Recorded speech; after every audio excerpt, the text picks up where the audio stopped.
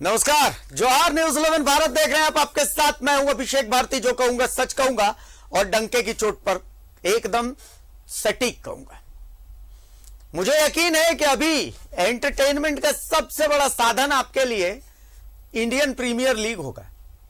क्या आनंद आता होगा जब घर में परिवार के साथ बैठ करके और अपनी फेवरेट टीम को आप चीयर करते होंगे और उसमें भी आपका फेवरेट प्लेयर या आपके बच्चे का फेवरेट प्लेयर छक्का मारता होगा तो आपका बच्चा खुशी से झूम जाता होगा और आप आनंद का अनुभव करते होंगे। लेकिन आज जो झारखंड में चल रहा है वो इस आईपीएल से कम रोमांचक नहीं है, जिसे हमने नाम दिया झारखंड पॉलिटिकल लीग। इस झारखंड पॉलिटिकल लीग में कौन छक्का मार रहा है, किसका विकेट गिर रहा है, कुछ समझ में ही नहीं आ रहा है। अब आज का ही घटनाक्रम ले लीजिए। जो जैसे जैसे तेजी से घटनाक्रम बदला है, सियासत जिस तरीके से बदल रही है, सियासत अपना एंगल दिखा रही है। हर घटना को देखने का अपना अपना नजरिया होता है। मुझे नहीं पता आपका नजरिया इन घटनाओं को देखने का क्या है, लेकिन मेरा नजरिया तो बस इतना सा है कि ऐसा लग रहा है जैसे घड़ी की सुई जैसे जैसे बदल रही आगे बढ़ती है, वैसे वैसे झारखंड की सियासत भी आगे बढ़ती है।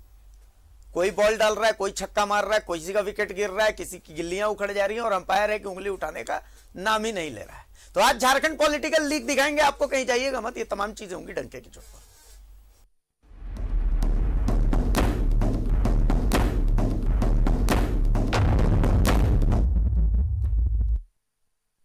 Jharkhand political league.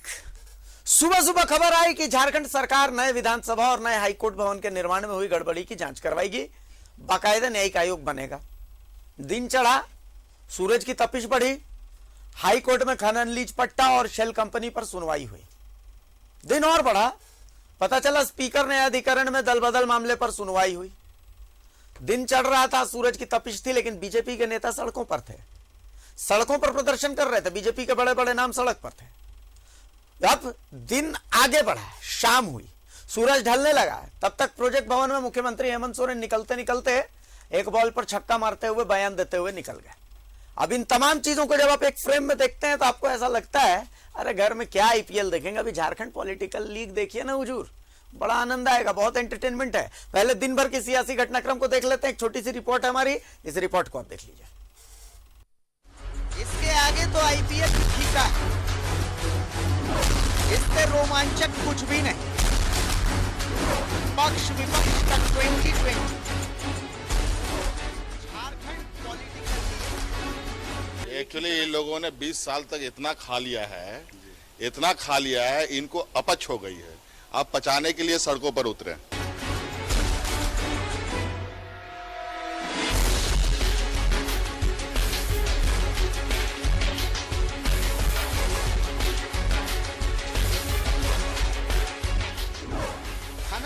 और शेल कंपनी पर हाईकोर्ट में सुनवाई।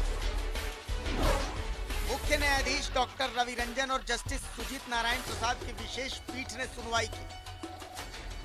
2 घंटे तक मामले पर दोनों पक्षों को सुना गया। माइंस आवंटन मामला और शेल कंपनियों से जुड़े मामले पर अलग अलग सुनवाई की गई जो अधूरी है। अदालत फिर से 19 मई को सुबह 10:30 पर दोनों मामले पर सुनवाई करेगी। अरुण कुमार दुबे की रिट याचिका पर भी साथ साथ सुनवाई होगी। अरुण कुमार दुबे ने मनरेगा घोटाले की सीबीआई जांच कराने की मांग की। सॉलिसिटर जनरल तुषार मेहता ने पक्ष रखा। शेल कंपनी और माइंस घोटाले का पूरा प्रकरण सीबीआई को सौंपने योग्य है, तुषार मेहता। राज्य सरकार की तरफ से पक्ष रख रहे वरिष्ठ अधिवक्ता कपिल सिब्बल ने इसका विरोध किया। सीएम हेमंत सोरेन का पक्ष रख रहे मुकुल रोहतगी ने भी इसका विरोध किया। सभी ने अदालत से आग्रह किया कि 19 मई को फिजिकल कोर्ट में बहस होनी चाहिए। सरकार की तरफ से याचिका से संबंधित कई दस्तावेज अदालत के सामने पेश किए जाने। अदालत ने फिजिकल कोर्ट में बहस करने की अपील ठुकरा दी। मामलों को के बारे में आपको पता ही है, एक शेल कंपनी और एक जो मैटर लीज का मैटर है, दोनों की आज सुनवाई हुआ और सरकार की तरफ से वरीय अधिवक्ता कपिल सिब्बल ने अपना पक्ष रखा और मुकुल रोहतगी ने रखा और ईडी की तरफ से सॉलिसिटर जनरल तुषार मेहता जी ने रखा। Senior advocate. सुनवाई के बाद अब अगली सुनवाई की तिथि डे आफ्टर टुमारो यानी कि थर्सडे को 19 तारीख को निर्धारित किया गया है 10:30 बजे सुबह से वर्चुअल मोड में। वर्चुअल भी होगा, वर्चुअल से ही सुनवाई होगी। हमने हमारी तरफ से प्रेयर था कि इसको फिजिकल मोड में सुना जाए, क्योंकि बहुत सारे डॉक्यूमेंट दिखाने हैं हम लोग को और उसको पेश करने में दिक्कत हो रही है। तो चूंकि और सीनियर एडवोकेट्स दिल्ली से थे, इसलिए वर्चुअल में ही सुनवाई का निर्णय कोर्ट ने लिया है। कितने बजे से सुनवाई होगी? सुबह 10:30 बजे से सुनवाई होगी। माननीय न्यायालय ने सुनवाई करते हुए मिस्टर सिब्बल को क्रेडेंशियल पे अटैक किया सिब्बल ने, और उसका हम लोगों ने रिप्लाई दिया है। और उसके बाद से शेल कंपनियों के बारे में भी मिस्टर तुषार मेहता ने सारा चीज एक्सप्लेन किया, हम लोगों ने भी एक्सप्लेन किया। उसमें प्रेयर है सीबीआई जांच के लिए, ऐसा मिस्टर ने कहा। झारखंड हाईकोर्ट में एक तरफ ये सुनवाई चल रही थी, ठीक इस सुनवाई से पहले खबर आई झारखंड सरकार नए विधानसभा भवन के निर्माण में हुई गड़बड़ी की जांच करवाई। झारखंड सरकार नए हाईकोर्ट भवन के निर्माण में गड़बड़ी की भी जांच करवाई। जांच का जिम्मा एक न्यायिक आयोग का हो। इन्हीं सब घटनाओं के साथ साथ एक और घटना चल रही है। स्पीकर के न्यायाधिकरण में बाबूलाल मरांडी की सदस्यता पर भी सुनवाई चल रही है। उधर तय हो रहा था कि क्या बाबूलाल मरांडी की सदस्यता रहनी चाहिए या नहीं। देखा कैसे धड़ाधड़ घटनाएं घट रही हैं, पलक झपकाने का मौका तक नहीं मिल रहा। एक और घटना पर भी नजरें इनायत कीजिए। देखिए ईडी कार्यालय में दे दनादन पूछताछ, पूजा सिंघल, अभिषेक झा, सुमन कुमार सिंह और अब कई डीएमओ। किसने क्या बोला, कौन क्या उगला, बस कयासों का बाजार गर्म है। तो दिल थाम कर बैठे। झारखंड पॉलिटिकल लीग में जो होना है वो तो होगा, पर लोगों के लिए सस्पेंस का डोज हैवी है कि अब आगे होगा क्या। Bureau report, news 11 Bharat. इसके आगे तो देखा झारखंड पॉलिटिकल लीग। देखिए कोर्ट की प्रोसीडिंग्स तो कोर्ट की प्रोसीडिंग्स हैं, वो अपने स्तर से चलेंगी, उनकी अपनी स्पीड होती है जिस स्पीड से न्यायिक प्रक्रिया चलती है। लेकिन इस न्यायिक प्रक्रिया से प्रभावित होकर के भी और इस न्यायिक प्रक्रिया से जुड़ी हुई चीजें भी साथ साथ चलती हैं। वहां पर क्या होता है उसका रिफ्लेक्शन कोर्ट रूम के अंदर क्या कुछ टिप्पणियां होती हैं, क्या कुछ चलता है, उसका रिफ्लेक्शन बाहर दिखाई देता है। और सिर्फ इतना ही नहीं, बहुत सारी घटनाक्रम एक साथ चल रहे हैं। आप देखिए सुबह की शुरुआत होती है, दिन निकलता है, अचानक से खबर आती है कि पुराने जो नया विधानसभा है और जो नया हाईकोर्ट का भवन है, इसके निर्माण में जो गड़बड़ियां हुई हैं, राज्य सरकार उसकी जांच न्यायिक आयोग से करवाएगी। फिर दिन चढ़ता है, खनन लीज और शेल कंपनियों को लेकर के सुनवाई होती है। पूरे दिन हमने आपको अपडेट रखा कि भाई उस सुनवाई में प्रोसीडिंग्स कैसे कैसे क्या क्या चल रही थी। उसके बाद फिर स्पीकर कोर्ट में बाबूलाल मरांडी की सदस्यता को लेकर के सुनवाई होती है। स्पीकर 8 पॉइंट्स तय कर देते हैं। इन्हीं 8 पॉइंट्स पर कहा जाता है कि भाई सारे जो जितने पक्षकार हैं वो अपना अपना पक्ष रखें। चलिए फिर आगे बढ़ते हैं। पता चलता है कि बीजेपी सड़कों पर उतरी हुई है होल्डिंग टैक्स को लेकर के। होल्डिंग टैक्स में इजाफे को लेकर के बीजेपी के दिग्गज सड़कों पर हैं। रांची की सड़कों पर एक तरफ तो पारा चढ़ा हुआ होता है और दूसरी तरफ सियासत भी चढ़ी हुई होती है। शाम होते होते इसी होल्डिंग टैक्स को लेकर के मुख्यमंत्री हेमंत सोरेन से सवाल पूछा जाता है और मुख्यमंत्री कहते हैं कि भाई इतना खा लिया इन लोगों ने कि अब इन्हें अपच की शिकायत हो रही है।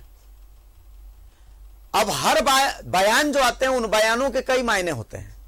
राजनीति इसी को कहते हैं और यही पॉलिटिकल लीग अभी चल रही है, इसी पर आज चर्चा कर रहे हैं।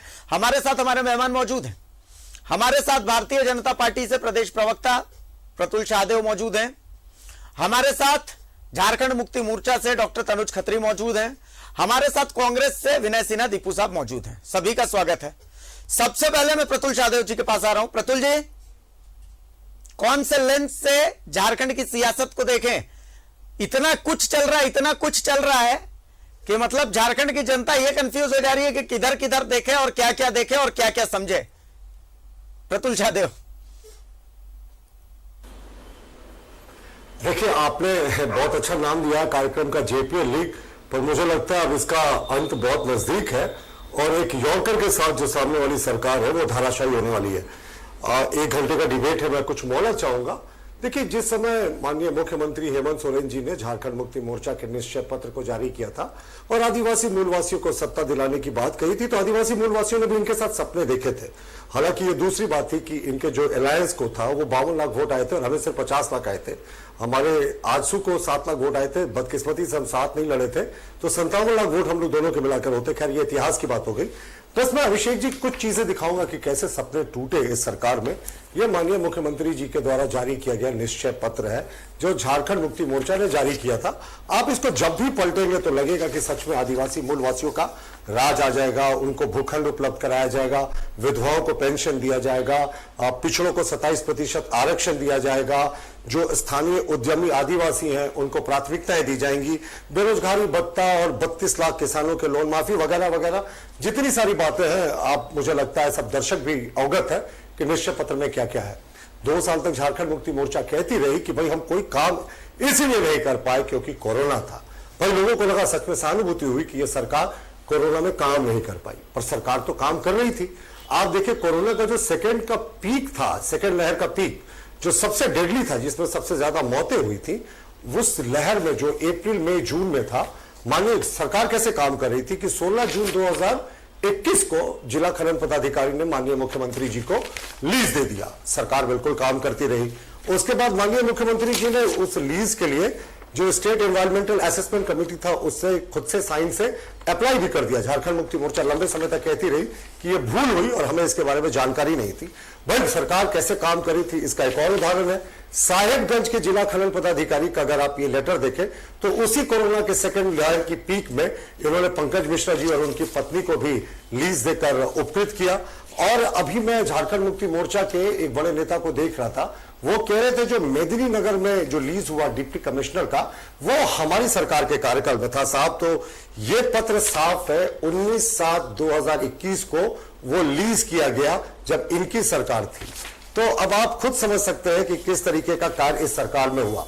यह सरकार आरोप लगाने से कभी पीछे नहीं हटी। सबसे पहले इन्होंने कहा टॉफी, टी शर्ट खरीद और सुनिधि के पेमेंट में जबरदस्त गड़बड़ी है। मैं आपको कटिंग दिखा रहा हूं कि इन्होंने विधानसभा के पटल में इस बात को स्वीकार किया था। वित्त मंत्री ने माननीय मुख्यमंत्री की तरफ से जवाब देते हुए कि इन चीजों में कोई भ्रष्टाचार नहीं है।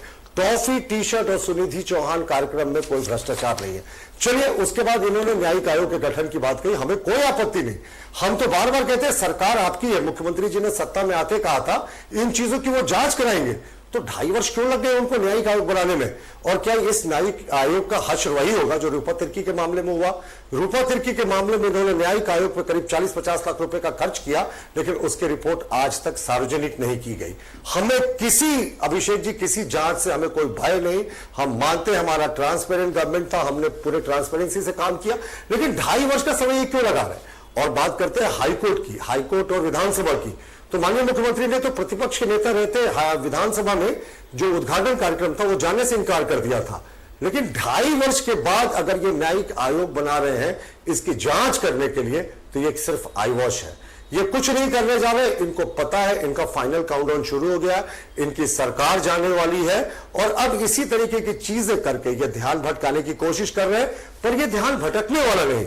देखिए, और जो ईडी की जांच हो रही है, ईडी की जांच कहां से शुरू हुई थी, लेकिन कितने बड़े बड़े तार उससे जुड़ते जा रहे हैं। मैं भी अखबारों के कतरनों के कयासों पे, आपके चैनल में दिखाई गई रिपोर्टों के आधार पर कह रहा हूं कि बात तो कुछ और से शुरू हुई थी, लेकिन इस जो राज्य है उसमें एक्सपर्ट्स बताते हैं कि 200 करोड़ का अवैध माइनिंग का व्यापार रोज चलता है। ये आपकी चैनल में एक बार तरीके से बालू आपके इन्हीं बातों पर मैं एक बार डॉक्टर तनुज के पास आ रहा हूं। प्रतुल जी, एक बार मैं इन्हीं बातों पर, डॉक्टर तनुज।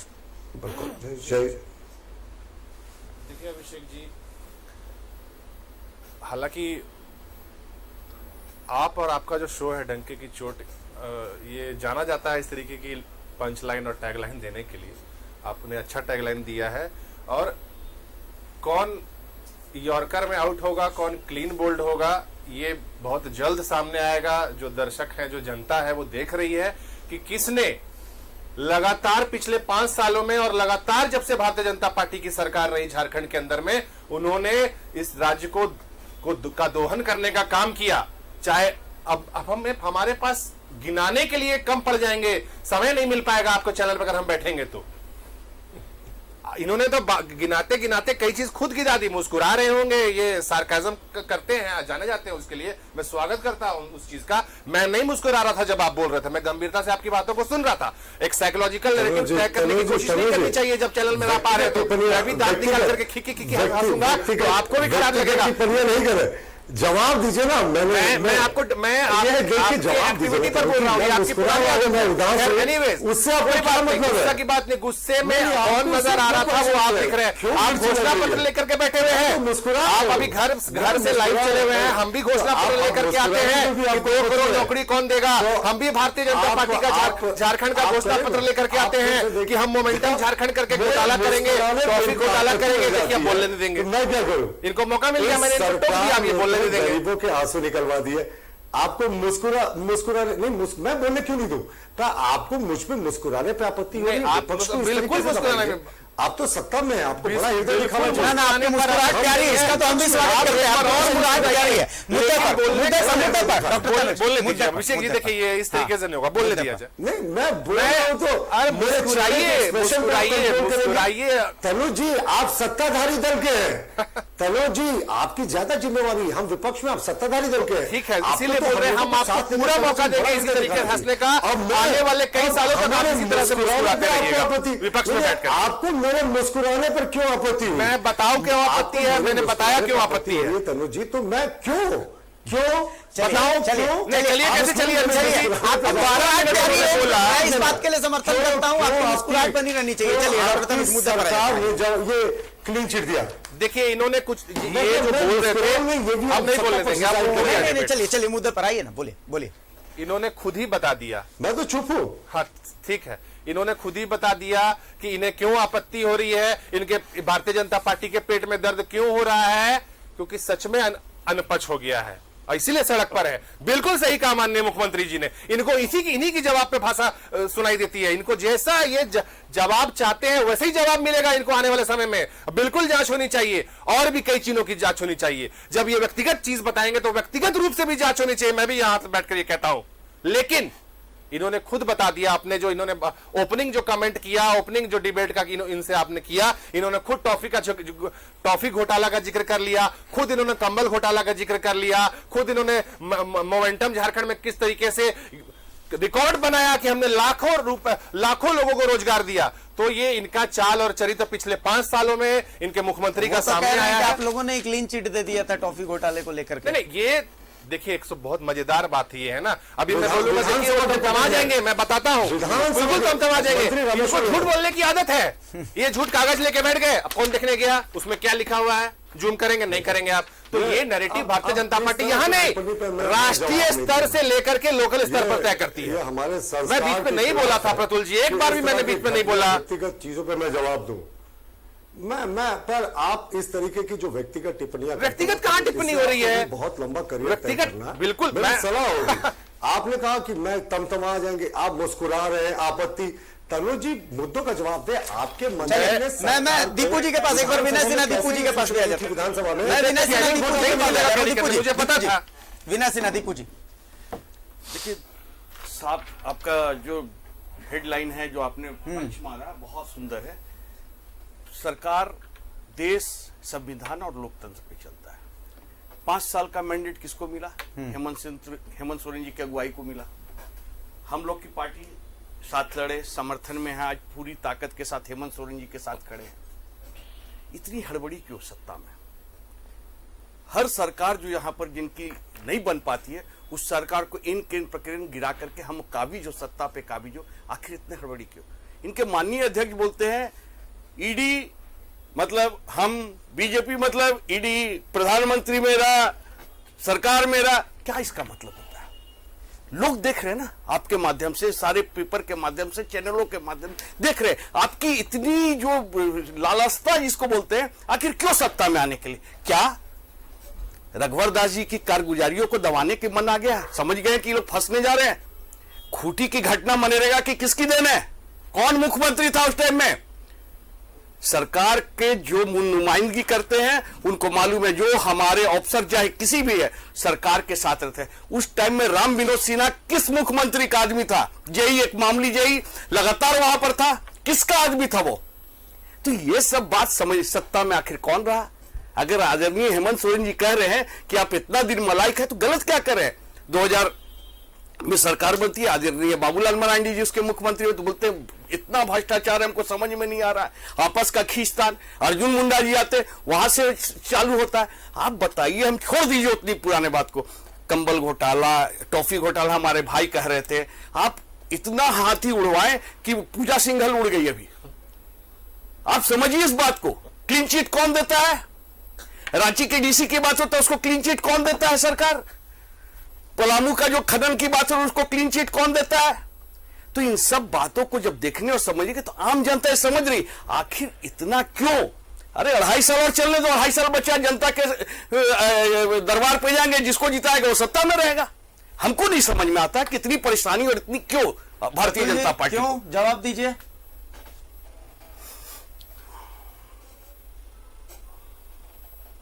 प्रतुल जी, हाँ प्रतुल जी जवाब दीजिए। जी देखिए, मैं कह रहा था सबसे पहले कांग्रेस को अपना ट्रैक रिकॉर्ड देखना चाहिए। आजादी के बाद किसी भी सहयोगी दल के मुख्यमंत्री को इन्होंने अपना टर्म पूरा नहीं करने दिया आज तक, एक भी ऐसा उदाहरण नहीं। तो माननीय मुख्यमंत्री जी के साथ भी ये जिस तरीके का ब्लैकमेलिंग करते हैं, ये किसी से छिपा नहीं है, ये इनका इंटरनल मैटर है। वैसे कॉमन मिनिमम प्रोग्राम 2.5 साल के बाद भी नहीं बना। इनका कॉमन मिनिमम प्रोग्राम भीतर खाने में जरूर बना है, वो सिर्फ और सिर्फ लूट है। प्रतुल जी, आपके यहाँ चलता है अंदर खाने, हमारे यहाँ नहीं चलता है। हमारे यहाँ एकदम पारदर्शिता रहता है। इस 2.5 साल में हमने कोरोना में लोगों को मदद करने का काम किया। हम लोग आप बोले ना अंदर खाने आपके यहाँ चलता है, हमारे अंदर खाने नहीं चलता है। आपका पूरा चीज मालूम है, सारे लोगों को मालूम है कि किस तरह आप सारे सिस्टम को लागू करते हैं। उनका जवाब ले लेते हैं ना, प्लीज बोलिए, इनको जितना बोलना है बोलिए। नहीं प्रतुल जी बोलिए ना, बोलिए। ऐसा ना कि ऐसा ना कि अब मैं मर्यादा का हमेशा चैनल में ख्याल करता हूं। अगर तनुज खत्री मेरे अनुज है तो मैं उनको अनुज के ही तरह से संबोधन करूंगा। मुख्यमंत्री माननीय मुख्यमंत्री ही रहेंगे, हम सबों के मुख्यमंत्री हैं। और अगर दीपू जी अग्रज है तो मैं उसी तरीके से संबोधन करूंगा।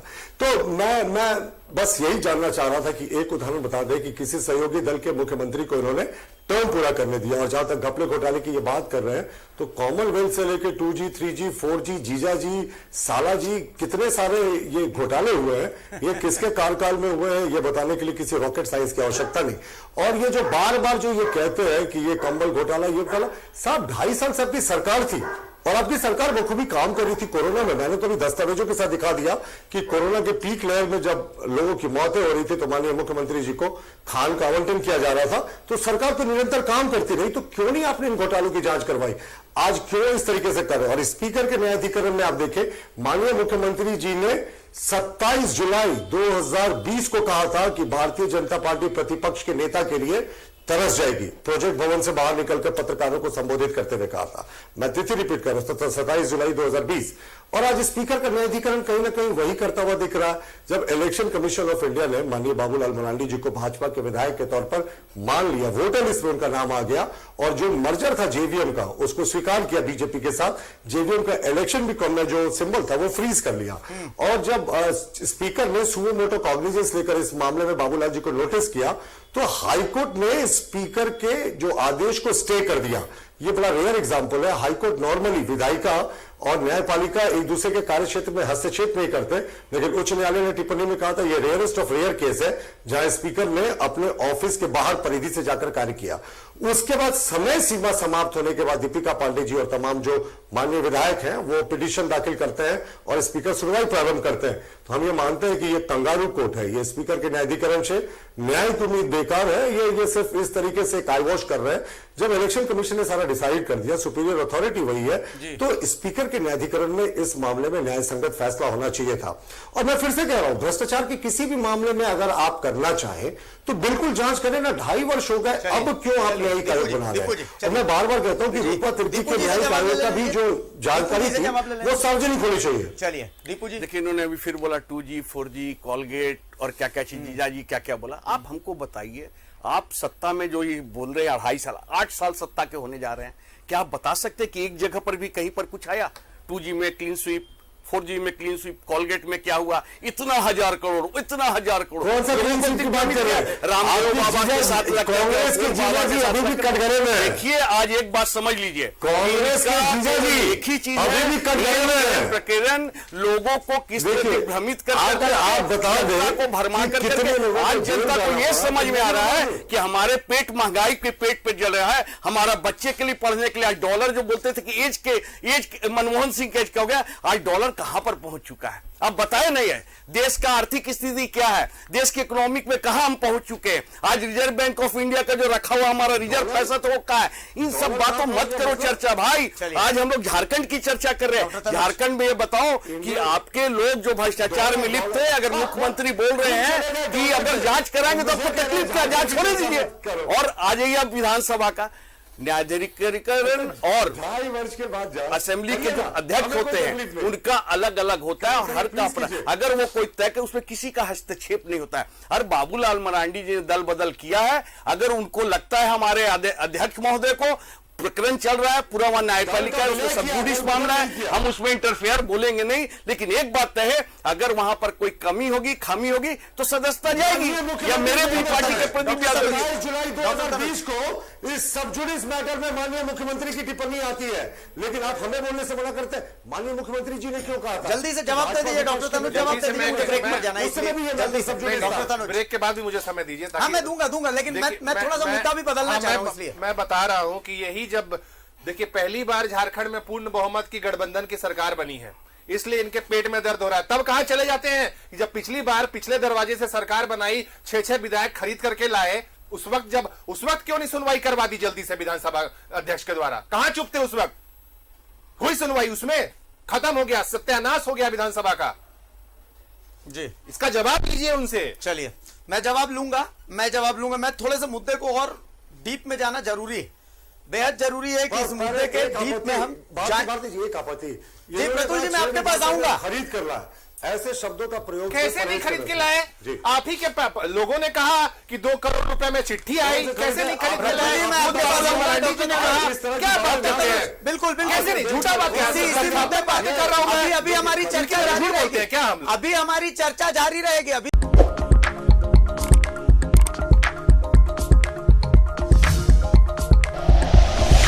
Like and share videos, subscribe करें हमारा चैनल और प्रेस करें बेल आइकॉन। न्यूज़ 11 भारत, सच है तो दिखेगा।